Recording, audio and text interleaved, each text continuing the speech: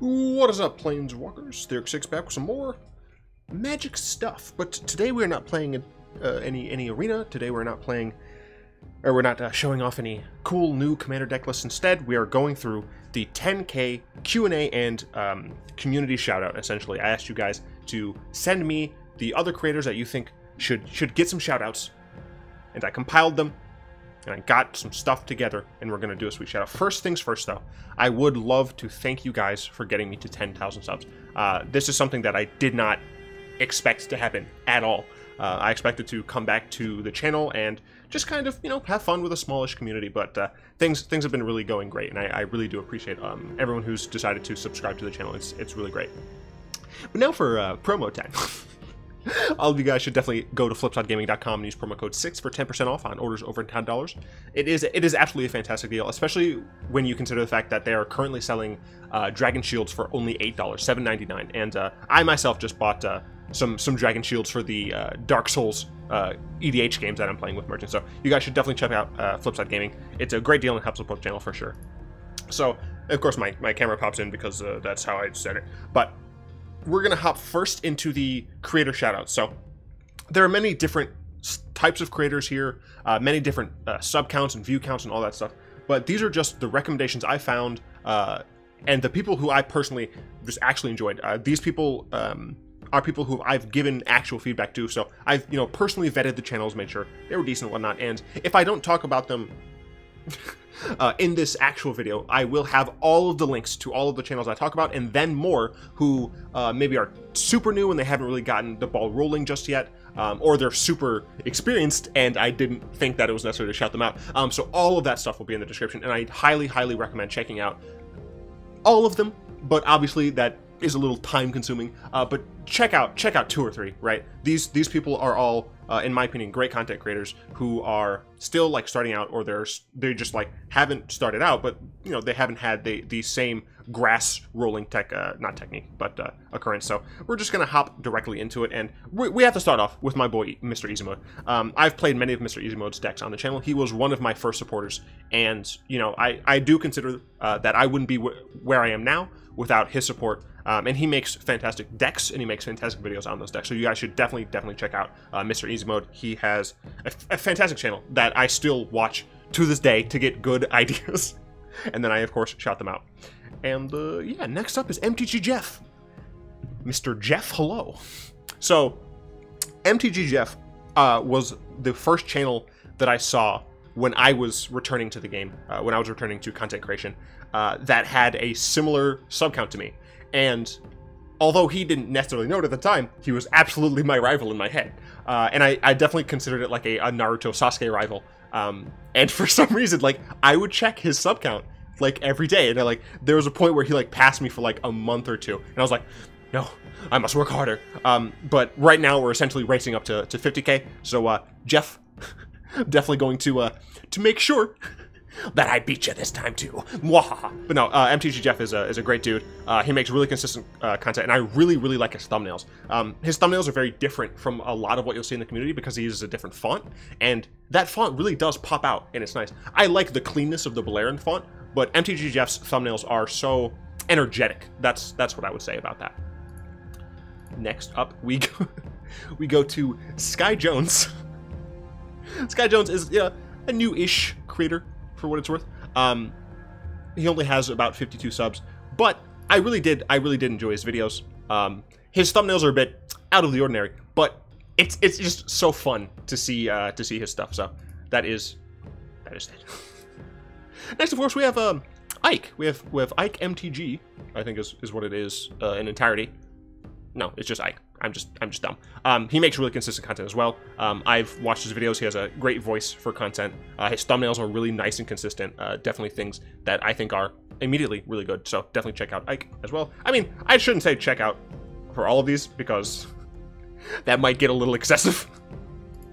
In that I'd be telling you to check out all of them. Next up is Callous Kiwi. Now, Callous Kiwi, I told him, like, you know, you gotta make the thumbnails a little bit more consistent. But his actual gameplay is really nice and really informative. I think he does really good commentary on his decks. Next up, we have a really popular one, someone who so many people asked me to talk about, and that's Super Ladman. Super Ladman has great thumbnails, great voice for commentary, but something that I do want to make sure you guys know is that he does play other games. Now, it seems like for right now it's mostly arena content, but I know he's in the past done, I think it was Stardew Valley, and things like that. So if you're looking for a content creator who doesn't just make Magic videos, but does make predominantly Magic videos, then you guys should absolutely go to Super Ladman for that. And next up we have, I believe this is MTG Card Collector. He does in real life deck decks and box openings. So if you're someone who likes Arena, but you don't want to just flood your subscription box with Arena content creators, and you really still want a little of that cardboard crack, as they call it, you can go to MTG Card Collector for some sweet box openings and sweet in real life deck decks. It's really cool. This next person, I'm fairly certain he's like really he's like a kid, right? But my gosh, there's one specific thing about this content creator that I want him to do more of. And he does, a lot of arena content now. He used to do a bit more IRL pack openings. But what I really, really liked about his channel is that he used to paint altars on his channel. And I really enjoyed that content from him. So what I really want you guys to do is head over to his channel, check out, just view bomb his altars videos, and like bomb him and all that nonsense, and just tell him make more of those altars, because my gosh, they are chef's kiss right there. It's so nice and good. This is the new Dr. Spilkin, I believe it is. Dude makes consistent content. I'm floored that he doesn't have like 90,000 subscribers already. This dude has consistent content. He puts his stuff on Aetherhub, I believe, and he has consistent thumbnails. What more do you want in a content creator, honestly?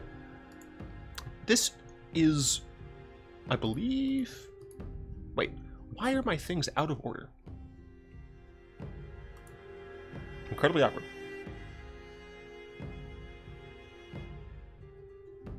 Where are you? I'll come back to this one. Because it's not this. I don't edit videos, I'm leaving this in. I am just very confused.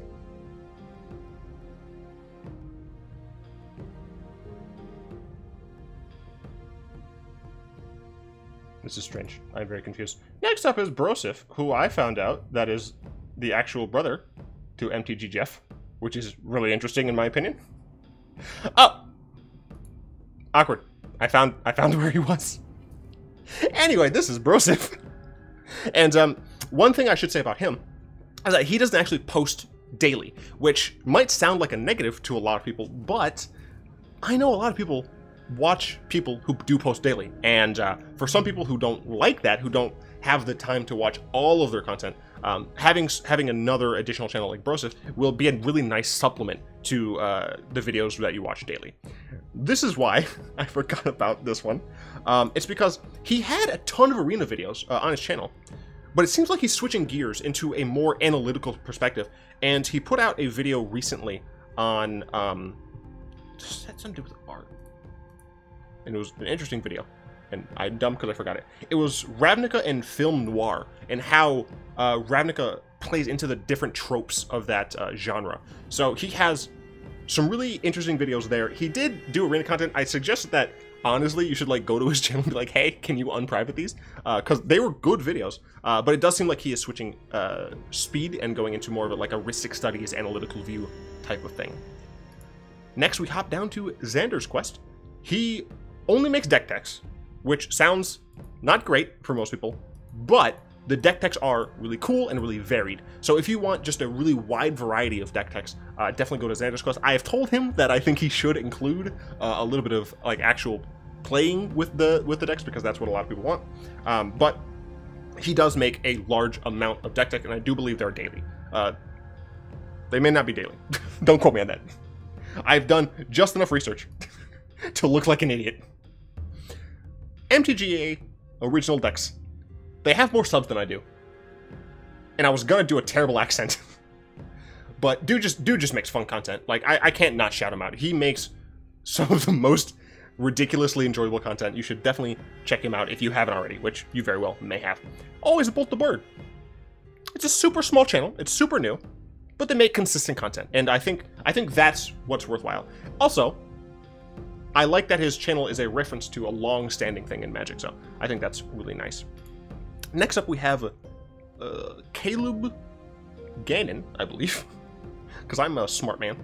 Caleb Gannon, he plays Arena and MTGO, but what I think a lot of you will like, because a lot of you are, not harass me, a lot of you petition me, let's say, you're persistent petitioners, to have me play more long-form content, more super long games. And unfortunately, the analytics, they don't like that. But that way, yeah, Caleb plays nice and long videos, and as I said, with all of these people, makes good consistent content as well. So if you want super long videos and you want just so much content in your face hole, go to Caleb. And then last but 1000% not least is probably one of my favorite creators that are on this list. This is Pixie Kitten Plays. Now, she is fucking hilarious. Not only does she have normal arena gameplay, which, you know, is good, is great, you know, it's normal arena gameplay. She does Magic-related skits, and my god, they are hilarious. They're so incredibly funny that you guys should absolutely check out her channel. It is, you're just gonna roll. It's so good. It's so nice, hilarious content. It's fantastic. Now, we get into, finally, the section for the Q&A, and I'm so glad that people actually ask me questions, because I did this for 1K and I got like no questions, but 10K got a ton of questions and I'm so happy to answer them. But before I do that, I just want to reiterate once again, you should absolutely go check out the description below, check out all of the links to these people's channels. They're all great channels, and I'm sure there's a bunch that I've missed. Oh, I do want to give a real quick shout out to Merchant in Alias V, just because of the fact that I actually interact with these people. Alias has fewer YouTube subscribers, but she's more of a Twitch person. But you should, I'm gonna have links to that, their stuff in the description as well. You should check them out too. Anyway, yeah, so all that stuff's gonna be in the description. And please excuse me if I butcher your names. I'm very sorry. My last name is not easy to pronounce, and neither is my YouTube name. Theoric6 is so dumb, but it's fine. Alex Wang, I think so. So why shouldn't I just do that? And it's fine. They asked me what I am currently doing, and Choice Band Paragon Nova asked a very similar question, so I'm just going to answer them both now. I'm currently studying for a PhD in cognitive psychology with a specific look into autobiographical memory. So these are memories for your actual lived past events. And right now I'm doing stuff on nostalgia. I was planning on doing some of my work today, but today was my birthday, and I've been busy all day. I had a nice brunch, it was delicious.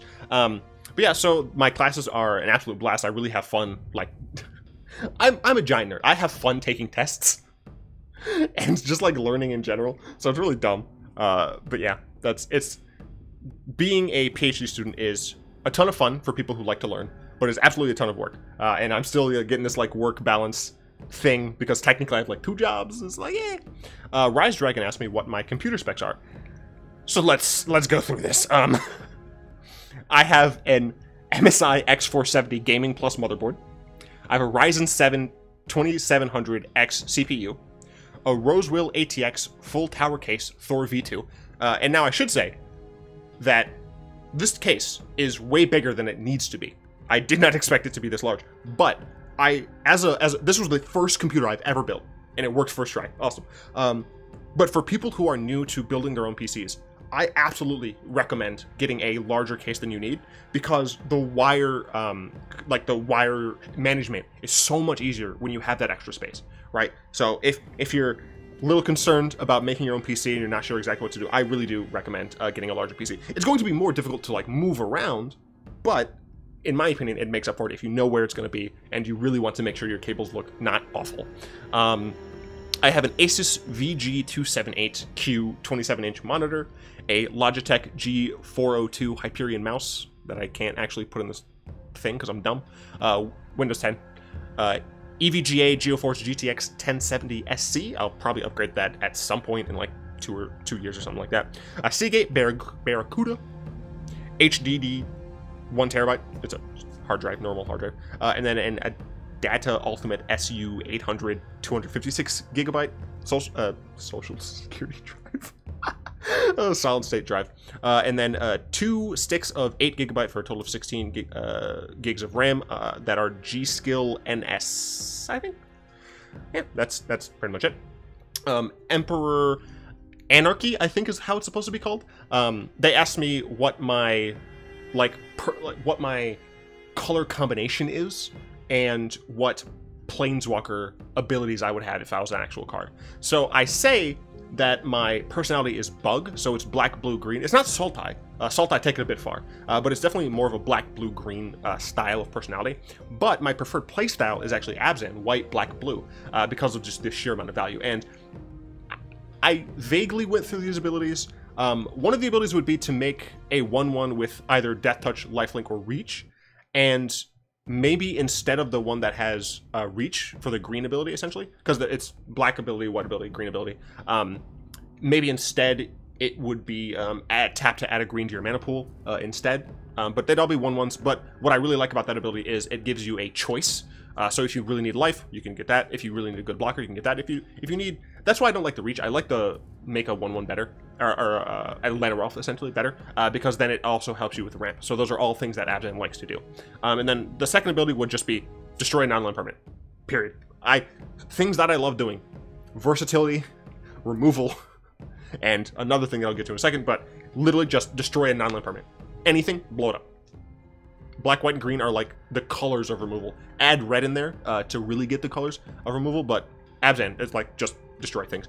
And then the ultimate would probably have to do with the graveyard. Something like Rise of the Dark Realms, which is a 9-mana card that just resurrects everything from all creatures boards. But I was like more greedy, and I was like, maybe it can get planeswalkers. Of course, this like the way this is worded, it would have to cost like a ton of mana. But, you know, maybe you modify the abilities such that if it costs a ton of mana, the plus ability can instead make one of each. Like, that would be awesome. But, yeah, that is what I would be if I was a Planeswalker. And no, I'm not going to, like, edit in a picture of what the heck I'm describing.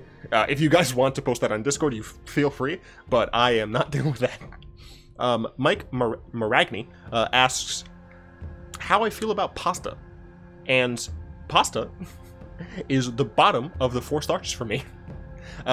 If I had to keep only, or if I had to choose one pasta just to never, or one starch food to never eat again, it's pasta. For me, it's potatoes, bread, rice, pasta. It's not that I dislike pasta, it's that I just like the other ones so much more that I just don't do that. Bimbo Monkey asked me what my favorite meme was.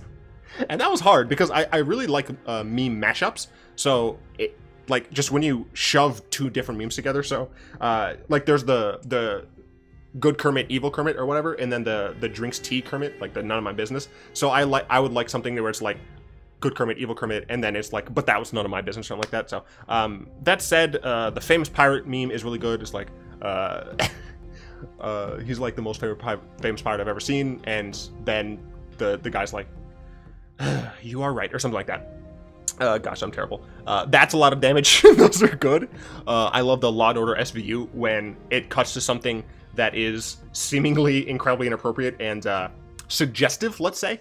And then it's just SVU. And then, of course, it was like, well, boys, we got him, or something like that. The terrorist meme. It's freaking hilarious. Keith Kaiser asked me what my favorite horror movies are.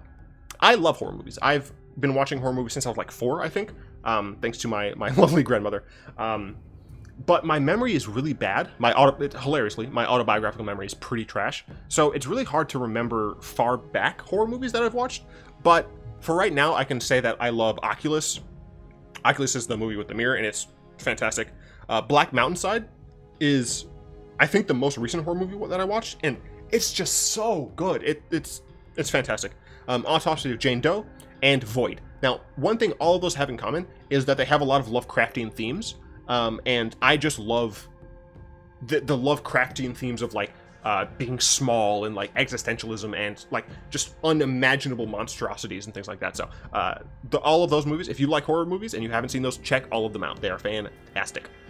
Cy Bates asks, where did Pyrrhic 6 come from? So we're going to take a small trail down my past to talk about my stupid pseudonyms. So I've had pseudonyms for a long time, and I have no idea why. I literally no idea. I think the first one that I had, at least the first one that I remember, was Kyran, Kyran, and as you can see, there already starts to have that weird obsession with those strange letters like Y, or those rarely used letters, I should say. And I liked it for a while, and then for a long time, I didn't know it was a real name. I actually met someone in high school who had that name. This was long past me not using that name anymore, but I thought it was just a bunch of letters that sounded good to me. After Kyran came, I think, capital VIX. So essentially, capital. The name was just like Vix. No idea why, other than the fact that those are just my three favorite letters. And the reason they're my three favorite letters is because I love symmetry. And V, I, and X, in my opinion, have the best symmetry. A is okay, but you know, whatever. So that's why I had it. I had like no other reason for that. And I think both of those were in elementary and maybe early middle. And after that was my good old edgelord years in middle school, late middle, and high school. And my name was Shadowkill. That was my Xbox gamer tag that I played Halo with. And it was Shadowkill. And my iPod that I got in high school actually has an engraving on it. And it says the only death they don't see coming. Quote from Shadowkill. It's like, dash Shadowkill. Oh my gosh, why am I telling people this? Oh man, okay. And then after that, we get to Theurix 6. And if I recall correctly, I developed this name right around the release of the new Mirrodin set, Scars, Besieged, and New Phyrexia. I don't know when exactly I decided to start reworking my name and choosing a different one, but it was around New Mirrodin, and I just love the Phyrexian aesthetic, which is like still super edgy because like I'm like a lame nerd edge. Like I have like a normal wardrobe, and I realize I'm actually wearing black today. But if it were up to me, I would just be wearing nothing but goth shit. Oh gosh, yeah, I'm a strange edgelord. But essentially, I really just liked the Phyrexian naming as well, because I use a lot of Y's, a lot of X's, and things like that, Z's and whatnot. So I spent a lot of time trying to just have different variations of names that use a little bit of that aesthetic. And Skithiryx, the Blight Dragon, was actually a huge inspiration for my name, because I really like the Theurix part.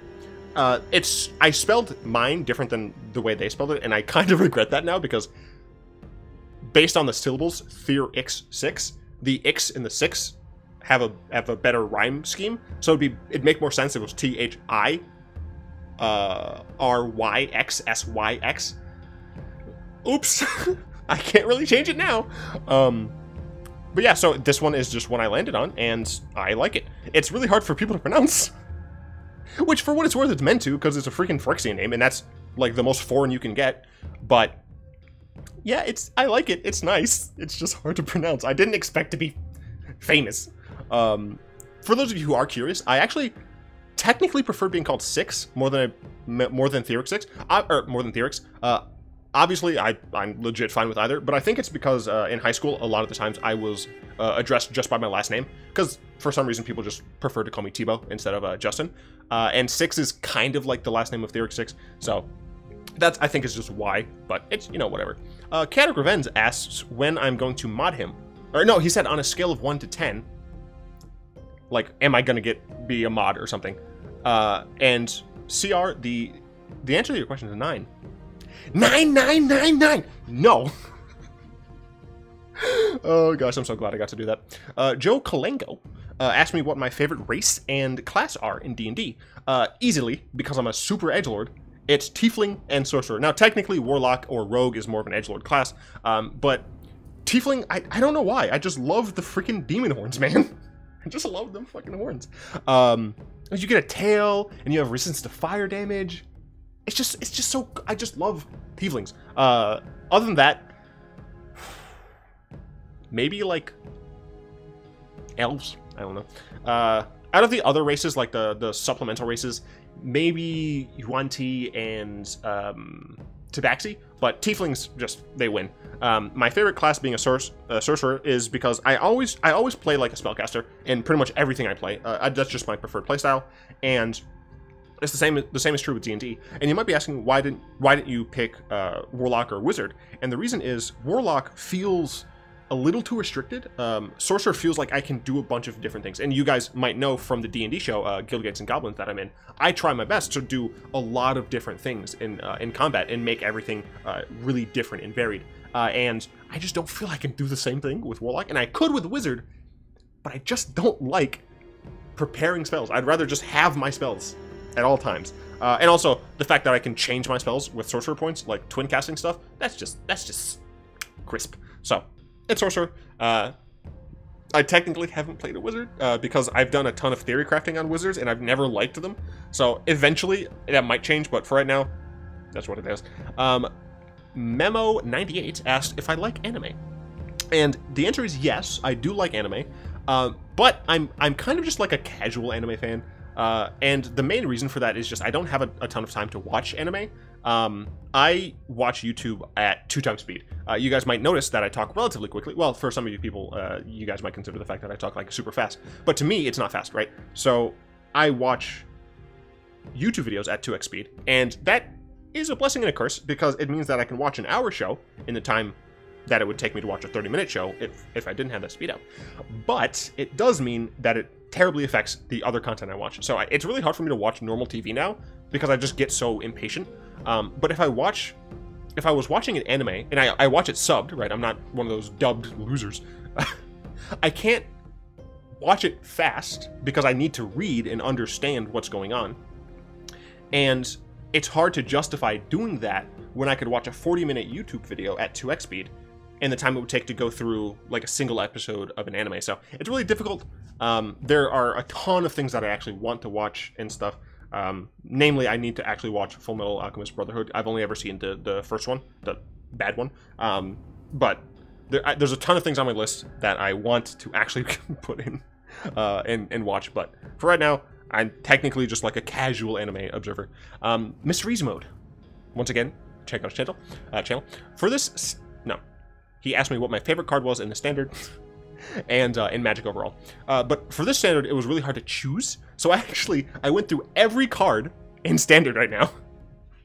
And I decided to give an answer on each rarity.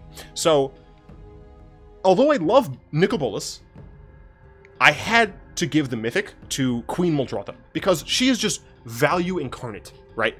It's like no contest. She's just value. So much value. And also, I expect we're gonna get more Nicol Bolas anyway, so I'll let Nicol be in the side box just a little bit. And then of course for rare, big ups go to Pelaka Worm and Hostage Taker because they're fantastic cards that I love playing with. But the winner for rare goes to Knight of Autumn, just for that sweet flexibility. And you can probably tell a little bit of a theme here already. We got some sweet value, then we got some sweet flexibility. But yeah, Knight of Autumn just does so many things. Even though it's not technically like a super strong card right now, it's like my kind of card. The card was built for me. And I was honestly surprised at the number of good played uncommons, but it has to be Elder Reborn. It can't go to anything but Elder Reborn. I've played it in so many videos, or in so many decks, I should say, and it's just a ton of fun every time. And also it depicts bullets, so how can it not? And then common, I think it has to be Ill-Gotten Inheritance because I've played it in so many drafts, as well as the fact that, you know, Vicaru, coins, transactions, all that stuff. As for cards from Magic's history, it has to either be Birthing Pod or Thalia. Those are two cards that I play consistently, or at least I did when Pod was still legal in Modern. But those cards are they're just like what I am. Value in Pod, and then just being a little bit of a dick in Thalia. I didn't say that. All right. Scarborough 94 asks what my favorite board games were, both long form and short form. So full day board game is Twilight Imperium. I haven't really played any other super long board games, and I don't really see a need to because Twilight Imperium is a ton of fun. I am that person who just does the, like, not turtle up strategy entirely, but I just love playing the political game and the economic game. So I really enjoy that game, not for like the battles and warships and things. I just like to make transactions. I'm freaking Vicaru in real life. Holy crap. And then for smaller style games, I love Seven Wonders. Seven Wonders is a draft game that is just so fun, especially when people at my table aren't taking the yellow cards, because yellow is the economic cards. I'm freaking Vaquero in real life. All right, well, the wizard Tim asks what my favorite color is, and my favorite MTG color is white or black. I'm not entirely sure which. I think I lean one way or the other based on what I'm playing at the time. So in standard right now, I think I'm playing more black decks than I am white decks. There's no think. I know I'm playing more black decks than I am white decks. But when I played modern more, and I played mostly Death and Taxes, I think it would have had to be white. So yeah. They also asked what my favorite deck was, and across all formats, doesn't matter what it is, it's Death and Taxes. I have a Death and Taxes modern deck that I'll be doing a EDH deck tech on here at some point, and I technically play Death and Taxes in Vintage. I believe it's called Thalia Parfait. Death and Taxes in Modern, Death and Taxes in Death and Taxes in Legacy, and there is a Death and Taxes deck for Standard that I'm going to play at some point. There's just so many requests. There's so many decks people want to see, and I mean, this Standard format right now, other than like the terrible mono blue and garbage control decks, it's a ton of fun because of just the amount of variety that you can build with. So yeah, it's Death and Taxes. Alex Brostrom, it has like an umlaut or something that I don't know how to pronounce. They asked if I'm going to shave my beard at any point, and the answer is no. Or, okay, the answer is technically unlikely, because both Abigail, my girlfriend who is downstairs, and we both grown accustomed to it. So if I shave this beard, I will look like a child, and it looks really weird to me. It's super strange. They also asked what my favorite card was, which I said earlier. And then they asked my favorite Coheed song. Once again, like the favorite cards in Standard right now, I couldn't actually decide on that. So I went back and I listened to their full discography. You know, as one does. And I have one for each album. So for second stage Turbine Blade, I picked the title track because, my god, it sets a fantastic tone to the rest of the album. In Keeping Secrets of Silent Earth, I picked Crowing. Or no, I didn't pick Crowing. Crowing is so, I freaking love Crowing so much. I think it's like a banger on that track. But I think I actually have to give it to the title track on that one too, because once again, it's so like powerful, like emotionally. I love this freaking name. Good Apollo, I'm Burning Star 4, Volume 1, From Fear Through the Eyes of Madness, I believe is the full name for that. I think it's The Telling Truth. Is that one of the Willing Wells? I think that's like Willing Well 2, The Telling Truth, I think. And I do think that Gabsiv, as I call it, is probably my favorite album by Coheed because of just the density of bangers. It's so many. Welcome Home's on that track. Once Upon Your Dead Body's on that. So good. For No World for Tomorrow, which is what everyone calls Good Apollo 2, I can do basic hands. Feathers was the first song I've ever heard of Coheed and Cambria. It is what got me fixed, so I have to give a shout out to Feathers. But I think the best one for me is Radio Bye Bye, because it's so catchy. Radio Bye Bye. Year of the Black Rainbow, which is like, was the Black Sheep before the color before the sun came out. But I love Year of the Black Rainbow. I think it's totally great. It doesn't have like the banger density as a lot of the other ones had, but Year of the Black Rainbow still has fucking great cards. Jeez, great tracks. For example, In Flame of Error is a banger. It's so good. I freaking love Coheed and Cambria. I love like all these damn songs. After Men Ascension, it has to be Domino the Destitute. That I'm repetitive, but that track's a banger. It's just so, it pumps you up. Afterman, Dissension. Everyone picks Gravity's Union, and I do love Gravity's Union. I think Dissension might be my second favorite album of theirs, but I gotta go with Century Defiant. It's a banger. The Color Before the Sun, the current Black Sheep of their Coheed discography, is Eraser. That song came at a very interesting point in my life in college, and I really connected to that song. You know, a lot of existential things were going on, and that song helped me through it. So it has to be Eraser. You know, audience and Island are both great, but Eraser is personal. And of course, their new album, Vax's Act 1, Unheavenly Creatures. I've been listening to that album pretty much nonstop since it came out. I'm not even kidding. I literally listen to it every day on the bus to school. It's crazy. I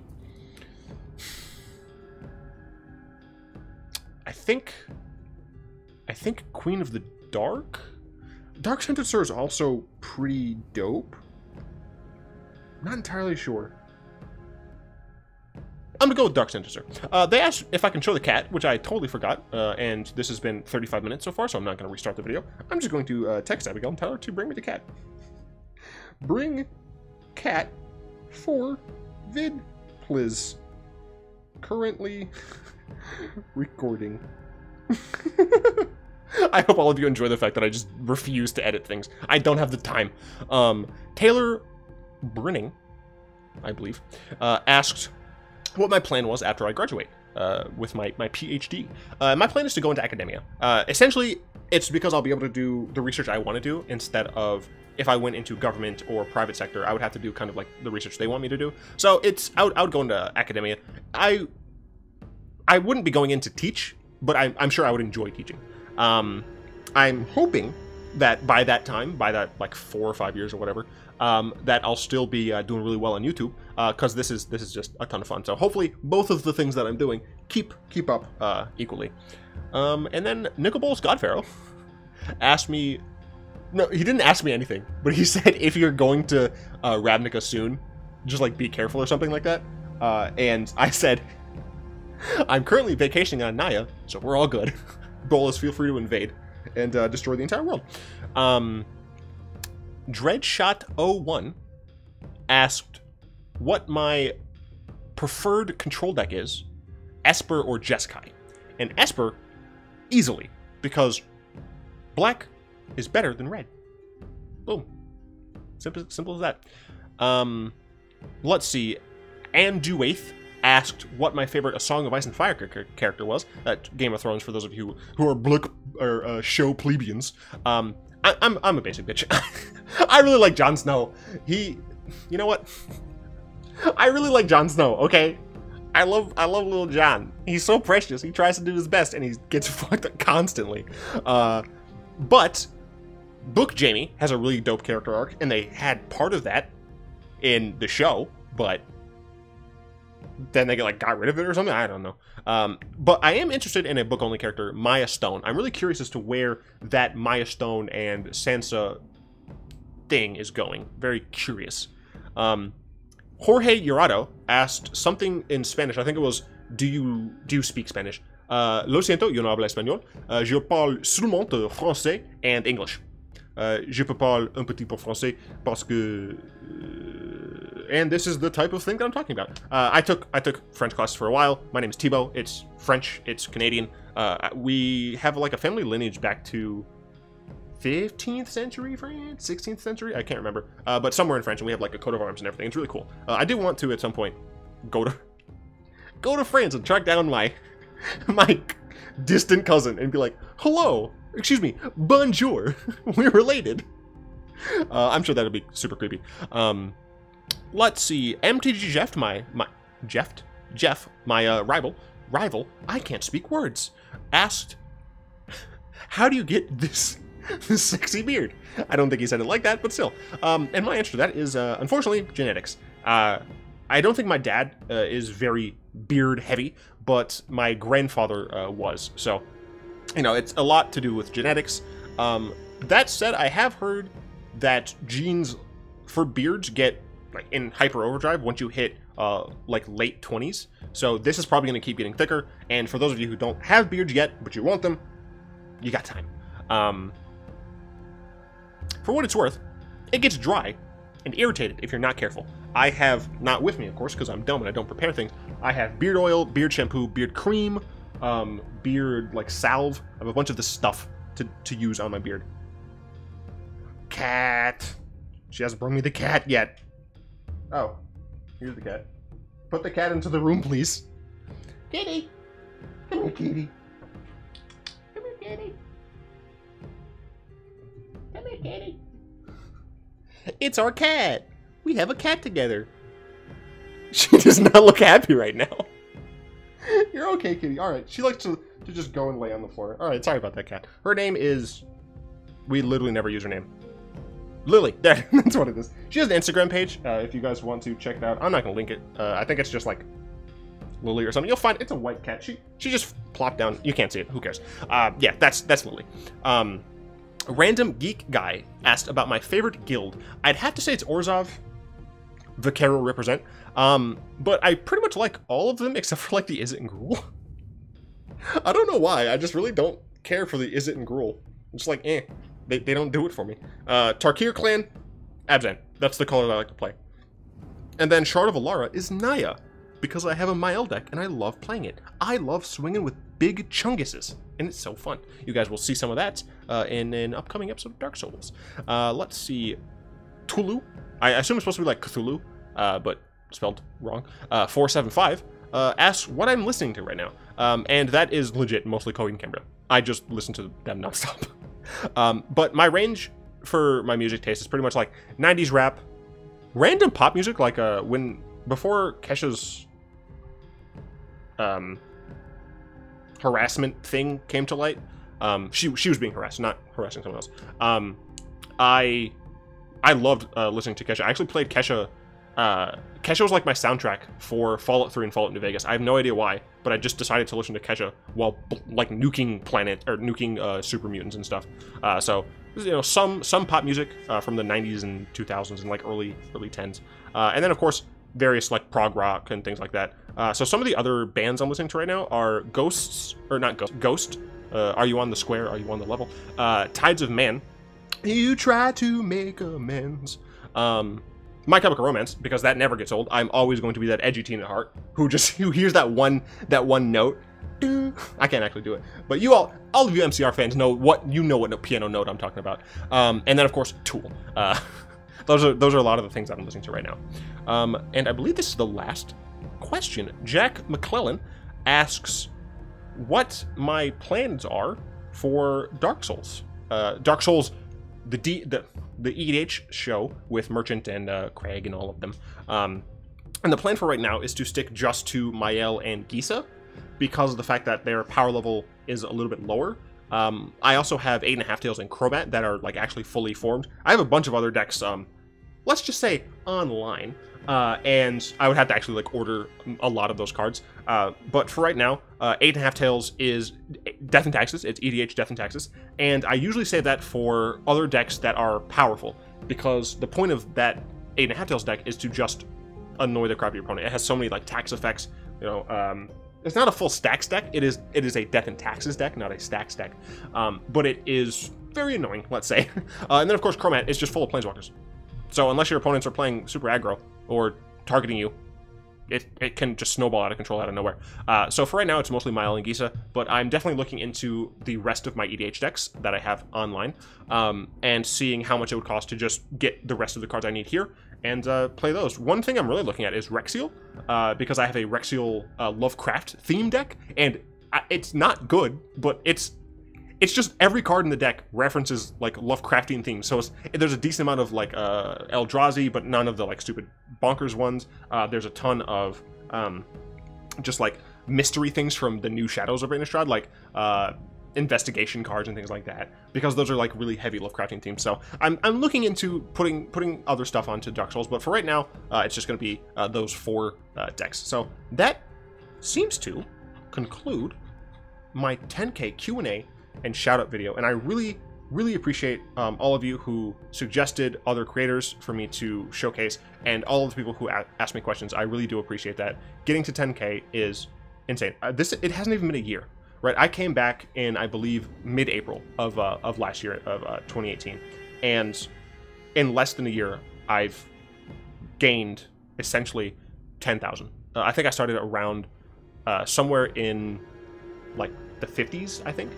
Something like that. It might have been up to like maybe 100 or something. I'm not sure, because I have terrible memory. But we've gained so many people on this channel, and it's bonkers. And being able to give some of that back to other creators who are doing great things I really like that I can do that, right? Because the reason I came back to YouTube was not to make money or become famous or anything. It was to make a community, and I have people on Discord who share memes with each other. Like, it's a blast. It really is. I'm so incredibly honored, and I honestly can't wait to keep giving you guys more and more content. I know we haven't had like an arena video in like 2 days or something, but bear with me. It's things happen. Things are going on. And my twiggly arms look awful. Holy crap. Yeah. I mean, yeah. That's pretty much it. I would of course like to thank my lovely patrons, especially Salamander, Zoraga, and Croft, for their continued support. It really does mean so much to me. And if you guys want to support the channel, you'll find links to that down in the description below, along with links to the Discord server that I said, where we share memes and play games and things, my Aetherhub account, where I list all of my deck lists, and I'm going to be putting more of my EDH deck lists on there, and I might start doing like a vote for the decks that you guys want me to see. I might actually, you might have to scratch that, I might actually do that for Patreons only, a vote, because I'd be using essentially their money to get the cards. Because Patreon, as I've said, it goes straight to the channel, so that might actually be a thing that I'm doing for Patreon, but who knows? If enough people comment on videos after seeing my Aetherhub account for my EDH decks, if enough of them are like, hey, you should play this on Dark Souls, then, I'd think about it. But what else you'll find in the description is all of the channels that I showcased here.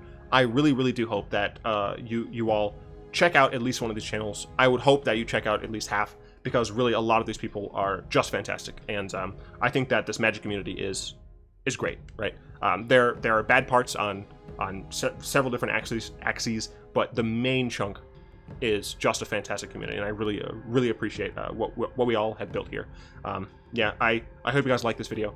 If you did, go and tap that like button, add subscription to your mana pool, cast a comment to the comment section down below, and share this dang video. I'm not even gonna say pass the turn. Share this dang video with all of the friends that you know who love Magic content and who want to have a wide selection of people to watch. I really do appreciate you guys. And until next time, all will be one.